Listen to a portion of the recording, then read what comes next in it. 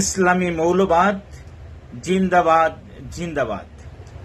মূল সারা সব ভ্রান্তবাদ মুর্দাবাদ মুর্দাবাদ। বিসমিল্লাহির রহমানির রহিম। বাল্লিগু আন্নি ওয়ালাউ আয়া। সম্মানিত মুসলিম, নবী মুহাম্মদুর রাসূলুল্লাহ সাল্লাল্লাহু আলাইহি ওয়াসাল্লাম বলেন, বাল্লিগু আন্নি ওয়ালাউ আয়া। যদি তোমরা আল্লাহ তাআলার একটি আয়াত অথবা নবী সাল্লাল্লাহু আলাইহি ওয়াসাল্লামের একটি বাণীও তোমাদের কাছে থাকে তো অপর মুসলমানের কাছে পৌঁছিয়ে দাও।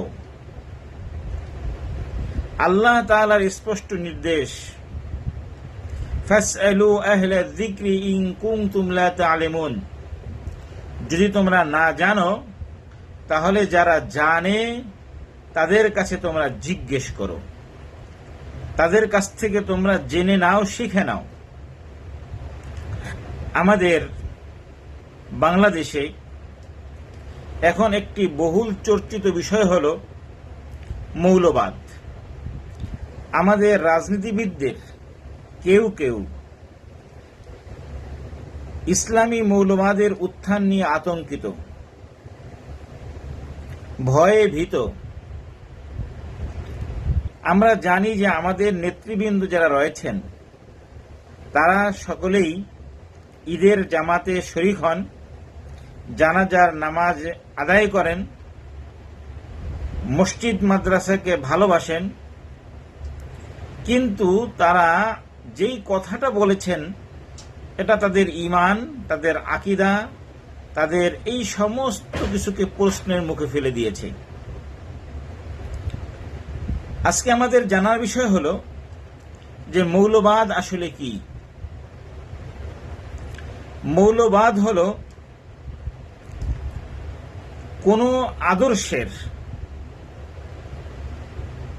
পুরা মূল বিষয়টার উপরে থাকা হইল মৌলবাদ, আর যে থাকে সে হইল মৌলবাদী। কেউ যদি খ্রিস্টানি বিধান যেটা যেভাবে আছে সেইভাবে পালন করে, মানে একজন খাঁটি খ্রিস্টান যদি হয় তাহাকে বলা হবে খাঁটি মৌলবাদী খ্রিস্টান, মৌলবাদী খ্রিস্টান।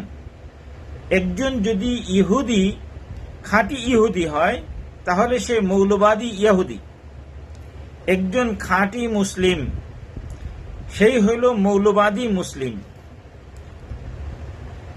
একটা সময় আমাদের দেশের মানুষের জানাশোনা কম ছিল, মসজিদ মাদ্রাসা কম ছিল, মসজিদ যা ছিল তাতে ইমাম ছিল অযোগ্য মূর্খ।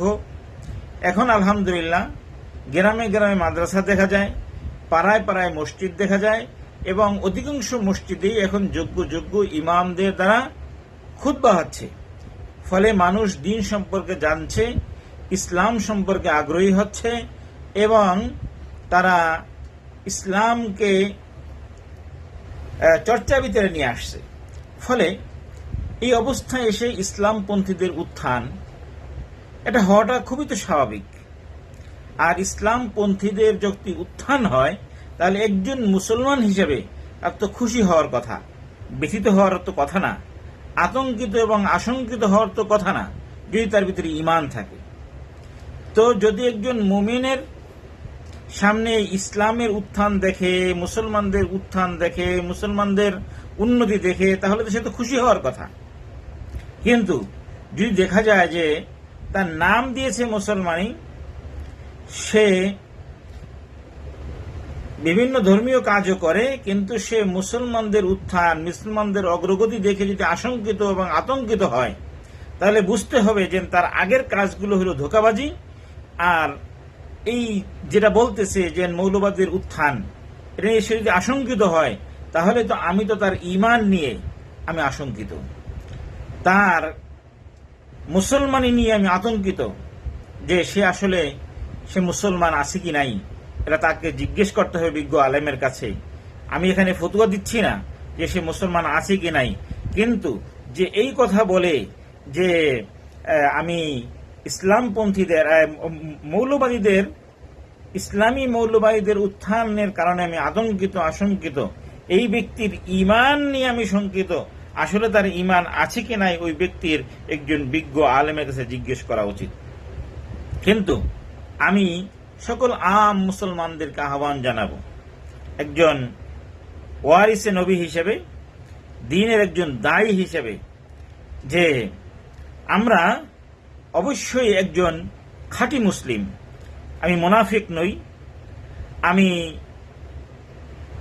ইবাদতের ভিতরে কমতি আছে, ইমানের দুর্বলতা আছে, কিন্তু আলহামদুলিল্লাহ আমি মুসলমানদের উন্নতি দেখে, মুসলমানদের অগ্রগতি দেখে আমি খুশি হই, আমার অন্তরাত্মা ভরে যায়।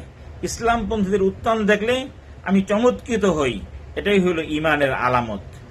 আর যে ইমানদার না, সেই ব্যক্তি যদি ইমানের উত্থান দেখার কারণে সেই ব্যক্তির ভিতরে জ্বলনপূরণ আসবে, এটাই স্বাভাবিক।